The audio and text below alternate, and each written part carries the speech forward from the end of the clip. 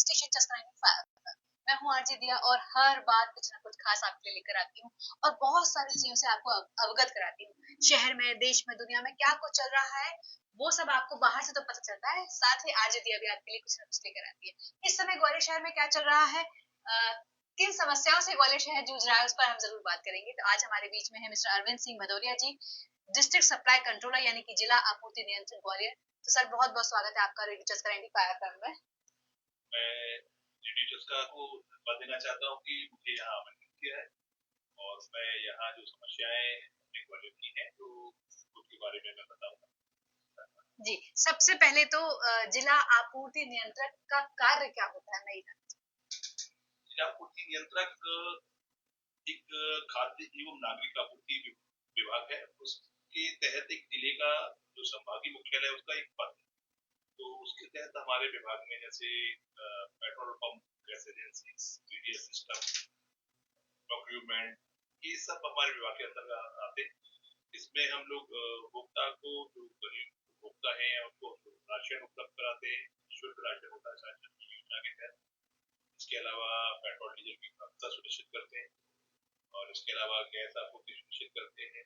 किसानों का जो अनाज होता है उसका प्रोक्योरमेंट भी गवर्नमेंट एमएसपी पर करती है। ये सब सारे कार्य हमारे विभाग के माध्यम से अन्य विभागों को सहयोग से कराए जाते हैं। जी, अब आपका थोड़ा सा जीवन परिचय मैं जानना चाहूंगी। आपकी शुरुआत कैसे हुई, कहाँ आप पढ़े बड़े और आज एक पद पर पदस्थ हैं और लोगों को अपनी सेवाएं दे रहे हैं, मैं जानना चाहूंगी। मैं बेसिकली भिंड जिले का रहने वाला हूँ और मेरी प्रारंभिक शिक्षा भिंड में हुई। उसके पश्चात मेरा कॉलेज लाइफ है वो ग्वालियर में साइंस कॉलेज से। उसके बाद मैंने तैयारी की सिविल सेवा। तो उसके पश्चात मैं जॉब कर रहा हूँ और लगभग जॉब के माध्यम से आमजन को सेवा। जी, आप इस समय अगर हम लेटेस्ट अभी रिसेंट जो चल रहा है उसके बारे में बात कर लेते हैं। लोगों में इस समय एलपीजी का थोड़ा सा, लोग गैस सिलेंडर का क्राइसिस फील हो रहा है। पूरे देश भर की हम बात कर रहे हैं।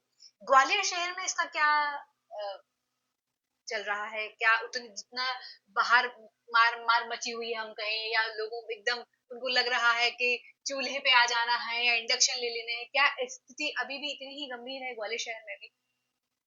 वैसे अगर देखा जाए तो ये एक वैश्विक जो समस्या है उसके आधार पर प्रॉब्लम क्रिएट हुई है।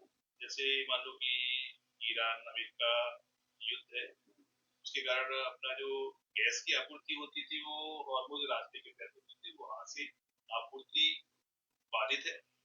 इसलिए निश्चित रूप से समस्या हुई है और समस्या हुई है तो निश्चित रूप से सरकार द्वारा एक गाइडलाइन जारी की गई है जिसके तहत उन्होंने कमर्शियल पर प्रारंभिक तौर पर रोक लगाई थी। अब वर्तमान में कमर्शियल की उपलब्धता भी 70% के लिए गाइडलाइन जारी कर दी गई है। इसके अलावा घरेलू के लिए कोई समस्या नहीं थी और सरकार द्वारा लगातार घरेलू उपलब्धता सुनिश्चित की जा रही थी। बस समस्या ये थी कि लोगों ने जैसे ही सुना कि गैस की किल्लत है तो लोगों ने बुकिंग तेज कर दी और उन्हें डर लगा तो उन्हें स्टोरेज अपने अपने घर में अतिरिक्त सिलेंडर और तरीकों से रखना के लिए बुकिंग कर दी। तो इसलिए थोड़ी सी स्थिति पैनिक हुई, लेकिन स्थिति अभी सामान्य है और अपने यहाँ लगभग ये मान लो कि वेटिंग तो है 6 से 6 दिन की है लगभग और लोग घर पर सिलेंडर पहुंच रहा है। ऐसी अभी कोई समस्या नहीं। क्या बात है। तो अगर ऐसी कोई, एक्चुअली जब कोई व्यक्ति किसी क्राइसिस में होता है या किसी स्थिति में होता है तो हमेशा वो उन लोगों की तरफ देखता है जो इसकी आपूर्ति कराते हैं या पूर्ति कराते हैं। तो आप इस सिचुएशन को कैसे हैंडल करते हैं जब आपके पास लोग एकदम बल्क में आ जाते हैं कि हमारे पास सिचुएशन ऐसी हो रही है, हमारे पास सिलेंडर नहीं है या आप कराए, तो फिर आप कैसे टैकल करते हैं? सिलेंडर की व्यवस्था है जो बुकिंग का सिस्टम है। शुरुआत में जरूर आईओसी का सिस्टम फेल हुआ था 2-3 दिन, उससे बुकिंग नहीं हो पा रही थी। तो हमारी टीम लगभग एजेंसियों पर गई और हम लोगों ने पहले कोशिश की कि बुकिंग हो जाए, तो लेकिन सर्वर काम नहीं कर रहा था। तो हम लोगों ने जब शुरुआत में लगी तो हम लोगों ने रजिस्टर रखवाए एजेंसियों पर और सेल्स ऑफिसर के माध्यम से उनके रजिस्टरों के माध्यम से नाम और मोबाइल नंबर दर्ज कराए और जब भी रात में जब सर्वर काम किया तो उनके बुकिंग करी। तो ऐसी जो शुरुआत में स्थिति कुछ समय के लिए हुई तो हमारी टीम वर्क से काम होता है। हमारी टीम ने और गैस एजेंसी संचालकों ने बढ़िया और सेल्स ऑफिसर ने सबने सहयोग किया और बढ़िया तरीके से इस चीज को मैनेज किया। जी, तो ग्वालियर वासी अगर आप सुन रहे हैं तो मैं आपको बता दूं कि अगर आपको भी लग रहा है कि एलपीजी की क्राइसिस है ग्वालियर में, तो सर के माध्यम से मैं आपको बता दे रही हूँ कि ऐसा कुछ भी नहीं है और सर सारी चीजों को काफी अच्छे तरीके से हैंडल कर रहे हैं। हैव पेशेंस, और अगर सब रखेंगे तो चीज समय पर एक न एक दिन थोड़े समय में हो ही जाती है। बस हमें थोड़ा सा हड़बड़ाना नहीं है या पैनिक नहीं होना है। सर पीएनजी और एलपीजी में थोड़ा सा मैं डिफरेंस जानना चाहूंगी कि क्या है, ताकि हमारी आम जनता जो जान जान सके कि क्या है एलपीजी और क्या है पीएनजी। पीएनजी और एलपीजी, एलपीजी जो हम लोग घर में सिलेंडरों के माध्यम से प्राप्त करते हैं, लिक्विड पेट्रोलियम गैस होती है, और पीएनजी अपनी पाइप के माध्यम से अपने घरों में आती है। तो अपने यहाँ ग्वालियर में पीएनजी के लिए अवंतिका अभी सप्लायर थी। अभी हमारे हमारे कलेक्टर मैडम के द्वारा जी को राजस्थान गैस लिमिटेड को भी लाइसेंस जारी कर दिया गया है, तो पीएनजी के लिए वो भी काम कर रही है। और गवर्नमेंट का भी स्पष्ट कहना है कि लगभग लोग पीएनजी पर शिफ्ट हो, ज्यादा बेहतर रहेगा। और पीएनजी की सप्लाई लगभग जारी है, और पीएनजी में कोई ऐसी कोई समस्या नहीं है। तो अपनी जो किल्लत है, एलपीजी की किल्लत है, वो भी सरकार के प्रयास है कि जल्दी उसको भी समाप्त किया जाए। जी, जैसे कि आपने कहा कि लोगों से ये निवेदन है कि वो जल्द से जल्द पीएनजी पे शिफ्ट हो, तो क्या बेनिफिट्स हैं पीएनजी यूज के? पीएनजी यूज के बेनिफिट्स ये हैं कि आपको न तो बुकिंग करनी है, न लाइन में लगना है। अपन को कोई ऐसी समस्या का नहीं कि हमारी बुकिंग नहीं हो पा रही है, पैनिक क्रिएट हो रहा है। हम हमें ये देखना है जाके कि हमें सिलेंडर बुक करके फिर सिलेंडर लेने जाना है, या सिलेंडर हमारे घर पे आ रहा है, आया कि नहीं आया, कम आया, वजन कम दिया, बहुत सारी ऐसा छोटी छोटी चीजें होती हैं। लेकिन पीएनजी में ऐसा कुछ नहीं। पीएनजी में आपके यहाँ जितनी पीएनजी यूज होगी उतना मीटर लगा तो दिखेगा भी कि हमारी इतनी पीएनजी यूज हुई। उसका बिल आपके पास आ जाता है, आप उसको बिल पेमेंट कीजिए और पीएनजी रेगुलर चालू रहे। जी, कोई समस्या नहीं तो है। अर्बन एरियाज में या अच्छी कॉलोनीज में तो पीएनजी का सप्लाई जारी होगा, लेकिन मैं रूरल एरिया के बारे में भी जानना चाहूंगी, क्या ऐसा कोई इनिशिएटिव लिया जाएगा कि पीएनजी रूरल एरिया तक भी पहुंचे? अभी पीएनजी का जो है इंफ्रा जो डेवलप हो रहा है, मोस्टली जैसे ग्वालियर में आउटर एरिया जो अभी न्यू ग्वालियर जो सिटी सेंटर ये एरिया है, जहाँ गाड़ी आसानी से चली जाए, या ऐसी कोई पाइपलाइन जाने में कोई ऐसी समस्या ना हो कि भी कोई पाइपलाइन में कोई दिक्कत आए, आग वाग लगे, तो व्हीकल जो है ना आग बुझाने वाला वो वहां पहुंच जाए। तो ऐसी जगह पे वो लाइन डाल रहे हैं। जो कंजेस्टेड जगह पर अभी लाइन नहीं डाली जा रही। उनके रूल्स होते हैं, रूल्स रेगुलेशन का पालन करते हुए लाइन डाल रहे हैं। तो अपने ग्वालियर में उसके अलावा जो राजस्थान गैस लिमिटेड है उसका एरिया डबरा भी है। तो हम लगभग जो बड़े बड़े जो नगरीय क्षेत्र है ग्वालियर जिले में नगरी, उनको भी अपन कवर करेंगे। लेकिन ग्वालियर को हम मोस्टली कवर कर रहे हैं। और अभी सरकार ने गाइडलाइन भी जारी की है कि जहां से पाइपलाइन गुजरी हुई है, तो ऐसे संस्थान, ऐसे जो व्यापारिक संस्थान है, वो वहाँ पीएनजी और कनेक्शन के लिए अप्लाई करेंगे 3 माह के अंदर। अभी उनको अभी गैस सिलेंडर उपलब्ध कराएंगे। ओके। राशन या सिलेंडर या कुछ भी चीज हो जिसकी ब्लैक मार्केटिंग आजकल बहुत आम है, लोग बहुत इजीली कर देते हैं, तो इस ब्लैक मार्केटिंग के लिए आपके पास क्या समाधान है और किस तरह से जो लोग इनकी शिकायत करना चाहते हैं वो कैसे आप तक पहुंच सकते हैं? ब्लैक मार्केटिंग निश्चित रूप से एक अवधारणा है कि ब्लैक मार्केटिंग होती है। निश्चित रूप से पहले जो ऑनलाइन प्रक्रिया नहीं थी, आधार बेस्ड सारे सिस्टम हो गए हैं, तो निश्चित रूप से अगर कोई राशन व्यक्ति लेने जाता है दुकान पे, वो अपना थंब लगाएगा। जब थंब लगाएगा तो उसके परिवार में, अगर एक परिवार में 5 सदस्य है, तो एक व्यक्ति के 5 किलो की मान से 25 केजी उसको राशन मिलना है। और उसका जो जैसे वो थंब लगाएगा तो उसका मोबाइल नंबर उसमें दर्ज होता है, और उसके मोबाइल पर वो मैसेज आ जाएगा कितनी मात्रा उसको मिली।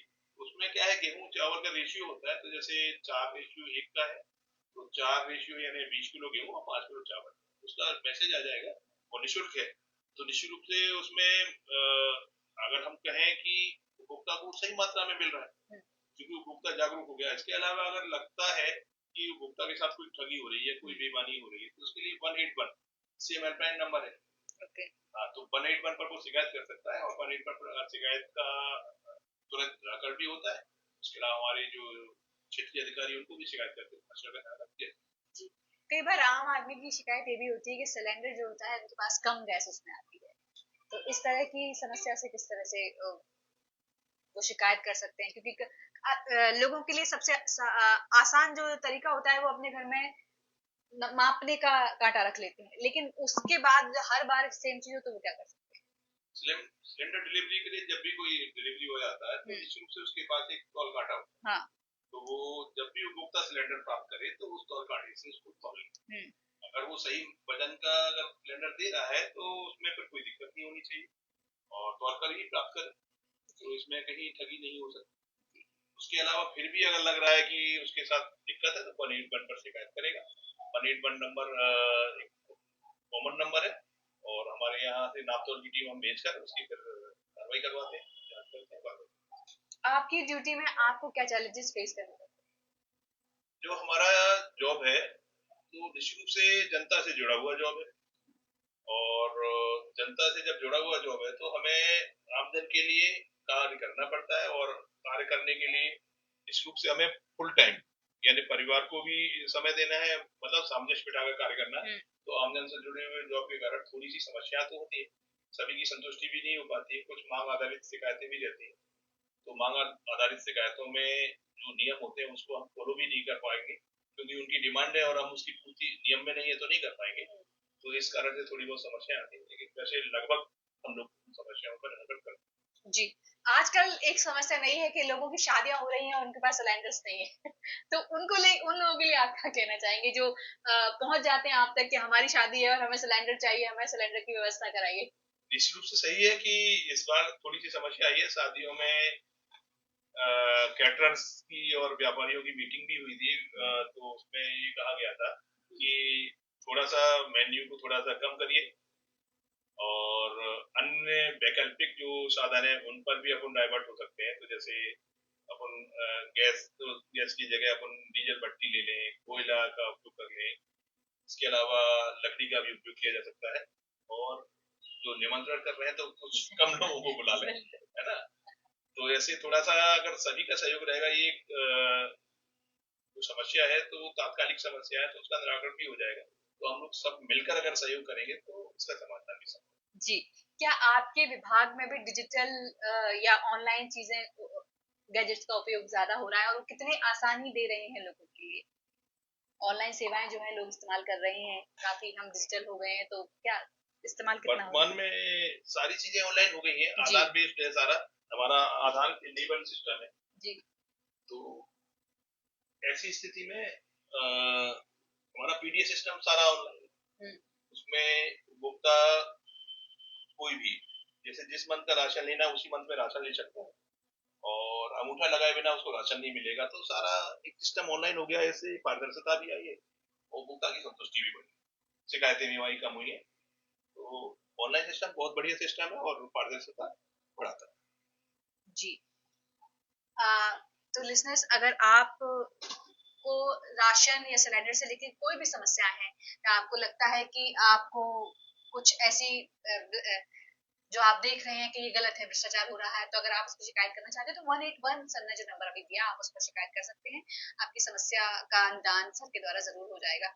किस तरह से आपकी टीम काम करती है जब आपके पास कोई शिकायत आती है?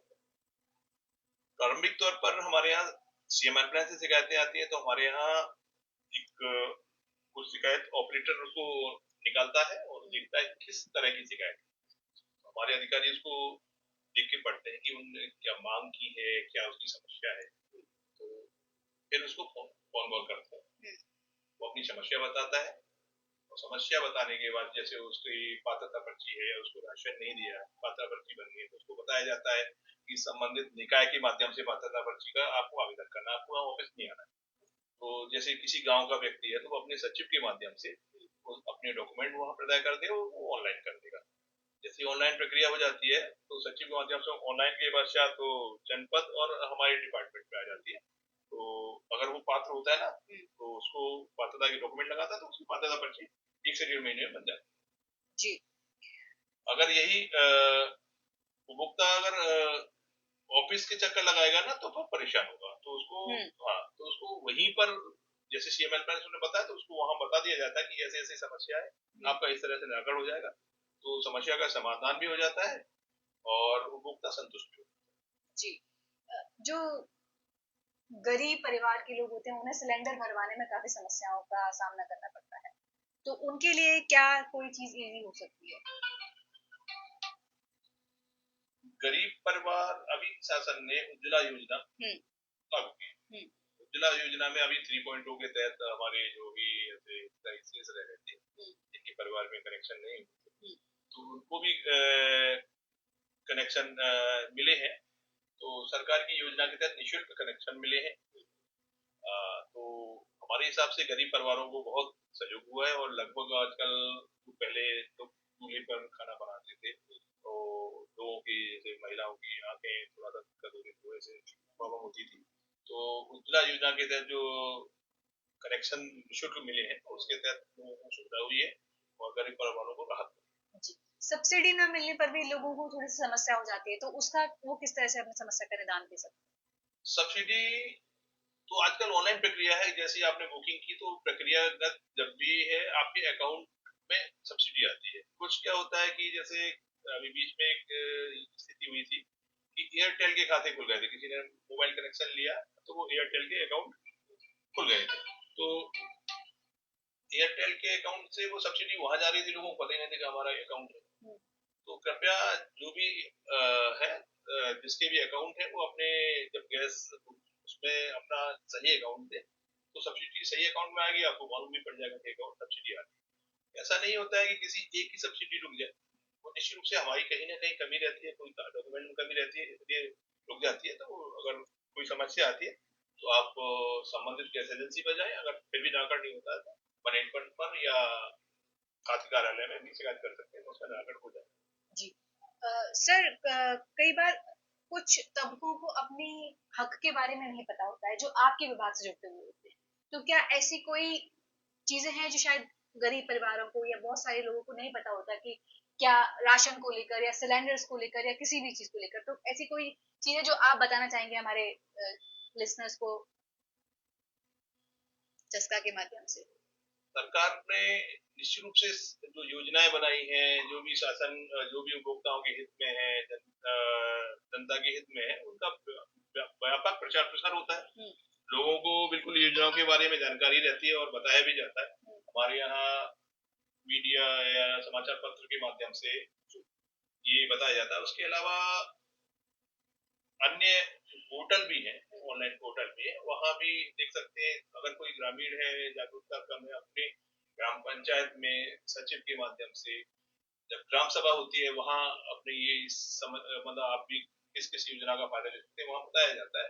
तो वहां से आप सारी योजनाओं का के बारे में जानकारी कर सकते हैं। इसके अलावा सरकार समय समय पर अभियान चलाकर शिविर लगाती है, तो वहां भी सारी योजनाओं के बारे में बताया जाता है।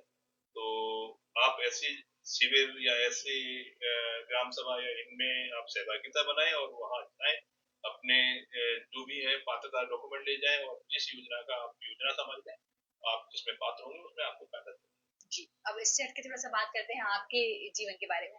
आपकी दिनचर्या किस तरह से रहती है, किस तरह से आप मैनेज करते हैं अपनी ड्यूटी को और अपने फैमिली को? दिनचर्या तो नॉर्मल ही रहती है। सुबह तो हमारा खुद का शेड्यूल रहता है कि सुबह जग के मॉर्निंग वॉक और थोड़ा सा एक्सरसाइज वगैरह करते हैं। उसके बाद फिर घर पर आकर ऑफिस के लिए तैयारी, और ऑफिस के क्या क्या काम दिन में पूरे दिन के लिए करने हैं, एक शेड्यूल डायरी में नोट करते हैं। और डायरी में नोट करने के बाद ऑफिस पहुंचकर उन शेड्यूल को सभी से चर्चा करते हैं, अपने साथी स्टाफ से। और चर्चा करने के बाद वो पूरे दिन में हम चाहते हैं कि जो दिन का टारगेट है, जो समस्याएं हैं उनका, जो जांचें हैं उनका उसी दिन निराकरण किया जाए। तो करने के बाद फिर भी निश्चित रूप से क्या है, जनता से जुड़ा हुआ विभाग है, तो दिन में तो वो समस्या निपटाते ही हैं। उसके बाद भी अगर ऑफिस के टाइम के पश्चात भी हम लोग फोन कॉल या अन्य मतलब जब भी जांच करने भी जाना होता है, तो कोई ऐसा फिक्स टाइम नहीं रहता कि हमें नहीं जाना है। तो हम बिल्कुल फुल टाइम, हम लोग एग्जीक्यूटिव पोस्ट है तो फुल टाइम उपलब्ध रहते हैं। अगर आपको अगर शिकायत है कभी 7 बजे 8 बजे कोई जांच करनी है, तो हम लोग नाइट में भी जाते हैं। ऐसी कोई हमारे यहाँ सैटरडे संडे भी लगभग ऐसी स्थिति नहीं बनती है कभी अगर हम लोगों को सैटरडे संडे भी रहे कि ऑफिस नहीं खोलना पड़े। ऑफिस हम लोग सैटरडे तो खोलते ही है, संडे नहीं खोलते। जब आपको कहीं कोई शिकायत मिलती है और आपको जाना होता है कि वहाँ किसी कार्य के लिए जाना है या छापामारी जो हम कह सकते हैं, तो आप किस तरह से प्लान करते हैं उन चीजों को और किस तरह से आपको चीजें पता लगती हैं कि वहाँ, क्योंकि कई बार क्या ऐसा भी होता है कि जब आप जाते हैं तो आपको कोई एविडेंस ना मिले। क्या होता है कि जब कोई भी चीज जैसे समस्या है कोई, तो हमें कोई शिकायत मिली तो उस शिकायत में निश्चित रूप से हमारा पीडीएस सिस्टम है, वो जगह जगह पर है, हर पार्ट में हमारे विक्रेता रहते हैं। तो हम सबसे पहले अपने विक्रेता को फोन लगाते हैं, पूछते हैं कि वहाँ ये क्या है, स्थिति है, कैसा क्या है, कौन कौन है, किसने क्या गड़बड़ी की होगी। तो एक हिंट वहां से मिलता है। फिर हमारे निश्चित रूप से विभाग से जुड़े हुए लगभग बहुत सारे लोग हैं, जनप्रतिनिधि भी हैं और हमारी मीडिया साथी भी है, तो वो हम फिर उनसे संपर्क करते हैं किसका क्या नेचर है, और हम उस स्थिति को जान लेते हैं कि वास्तव में वहाँ क्या स्थिति बनी, क्या हुआ और क्या होगा। तो हम पहले उसको समझ लेते हैं कि वास्तविक स्थिति क्या है, और फिर अपनी टीम के साथ वहां जाके और वहाँ जानकारी करके और कार्रवाई जो वास्तविक स्थिति होती है वो कार्रवाई होती है उसको करके और नियम से कार्रवाई करके समाधान। युवाओं के लिए आप क्या संदेश देना चाहेंगे जो आज कहीं ना कहीं चाहते हैं कि वो भी किसी अच्छे पद पर पदस्थ हों और देश की सेवा करें या अपने समाज की सेवा करें, और लेकिन कहीं ना कहीं जब वो अपनी एजुकेशन में फेलियर एक बार दो बार तीन बार फेस करते हैं तो उनका मनोबल जो गिरता है, उनके लिए आप क्या कहना चाहेंगे? हमारा देश युवाओं का देश है। हमारे युवा बहुत ही आगे जा रहे हैं। आप देखो कि विदेशों में या कहीं भी, तो जब भी कोई भी आप सफल व्यक्ति के बारे में बात करेंगे तो निश्चित रूप से वो भारतीय हो। तो मोस्टली हमारे भारत के युवा आगे आ रहे हैं और निश्चित रूप से वो बहुत ही मेहनती हैं। मैं ये चाहता हूँ, मैं एक संदेश देना चाहता हूँ कि हमारे जो युवा हैं घबराए नहीं, लगातार मेहनत करें, अपने प्रति ईमानदार रहें। अगर आप स्वयं के प्रति ईमानदार रहेंगे तो उससे बेहतर कुछ नहीं है। क्योंकि कुछ चीजें ऐसी होती हैं कि हमें ये लगता है कि हम ये कर सकते हैं और या हम अपनी बातें बढ़ा चढ़ा कर बताते हैं, तो ऐसा नहीं। हम खुद से संतुष्ट हैं, क्योंकि ये देखो आपको आप अपने अंदर क्या है और हम क्या गलत है क्या सही है हमें अंदर से पता रहता है। हम सामने क्या बता रहे हैं वो अलग बात है। तो हम अपने स्वयं से ईमानदार रहें, मेहनत करें, घबराए नहीं, तो निश्चित रूप से आप सफल होंगे। जी। आजकल के युवा इससे हटकर कुछ ऐसे भी हैं जो काफी आवेश में आ जाते हैं, हर छोटी समस्याओं को लेके, छोटे छोटे विवादों को लेकर सहन शक्ति की हम बात करें तो वो नहीं है, तो उन युवाओं से भी आप क्या कहना चाहेंगे? युवा है, जोश है, बिल्कुल। बस सहन शक्ति बनाए रखने की जरूरत है। अब मैं उनको यही कहूंगा कि आप कोशिश करें, सहन शक्ति बनाए रखें और जोशीली रहें, आप निश्चित रूप से आगे बढ़ेंगे। जी, आपने एक बहुत अमूल्य समय हमें दिया है, क्योंकि आपकी इस समय जो जॉब ड्यूटी चल रही है हम समझ सकते हैं कि कितनी समस्या। तो आप चलते चलते क्या कहना चाहेंगे हमारे लिसनर्स और व्यूअर्स को?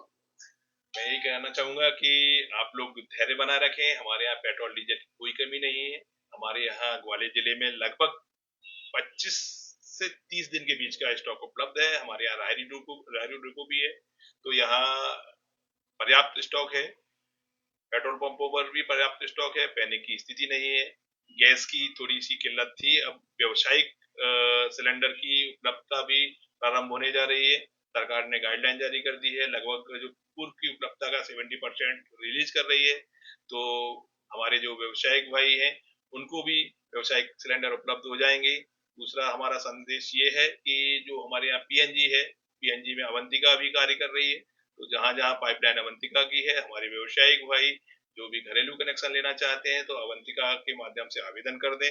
और वहां पर जो समय सीमा है उनकी हमने कोशिश की है कि कम समय में वो कनेक्शन आपको उपलब्ध कराएंगे।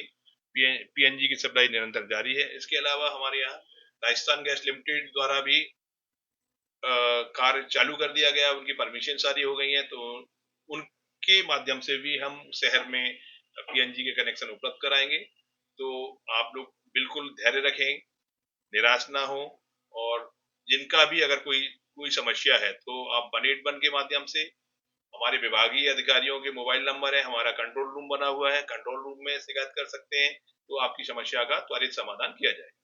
धन्यवाद जी, तो सुना आपने, मैंने कहा था कि मैं हर बार कुछ ना कुछ आपके लिए खास लेकर आती हूँ और हर उस मुद्दे से आपको अवगत कराती हूँ जिससे अगर आपको लगता है कि हमारी समस्या का निदान नहीं हो रहा, देखिए आज हम सर को खुद आपके सामने लेकर आए और आपको बताया कि हमारे शहर में एलपीजी की या पीएनजी की किसी भी गैस का कोई समस्या नहीं है, पेट्रोल डीजल का कोई समस्या नहीं है। थोड़ा सा डिले हो सकता है लेकिन समस्या नहीं है। थोड़ा डिले होकर चीजें मिल सकती है लेकिन मिल सकती है। आप पैनिक ना हो, घबराए ना। सर आप आए, आपने अमूल्य समय हमें दिया, उसके लिए बहुत बहुत धन्यवाद आपका। ऐसे जुड़े रहिए हमारे साथ। मैं फिर मिलूंगी आप तब तक के लिए बिंदास होकर बिंदास बजाओ।